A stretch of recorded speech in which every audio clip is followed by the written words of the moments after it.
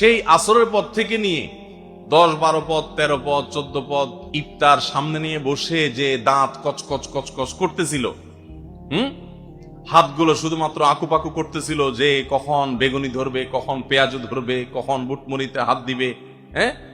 যখন এই আকুপাকু করতেছিল, সূর্য ডুবছে, মুয়াজ্জিন সাহেব আল্লাহু আকবার হাঁকা শুরু হয়েছে, আর হুমড়ি খেয়ে অমনে ঝাঁপায়া পড়ছে, খাইতে খাইতে কখন আযান শেষ হয়ে গেছে টেরও পায়নি। ঠিক না বেঠিক?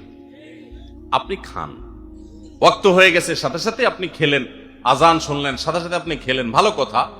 একটু মুখে দিয়ে খেতে খেতে খাওয়ার ফাঁকে ফাঁকে মুয়াজ্জিনের আযানের জবাবটা দিয়ে ফেলেন। কিন্তু ম্যাক্সিমাম মানুষ আমরা এই ভুলটা করি। আমি খেয়াল করে দেখেছি যারা নিয়মিত আযান দেয়, আযানের জবাব দেয়, তারাও দেখেছি এটা করে না, অর্থাৎ ভুল হয়ে যায়। তাহলে আমরা লক্ষ্য করব তো ইনশাআল্লাহ, মাগরিবের সময় ইফতারের ফাঁকে ফাঁকে আমরা আযানের জবাব দিয়ে দিব।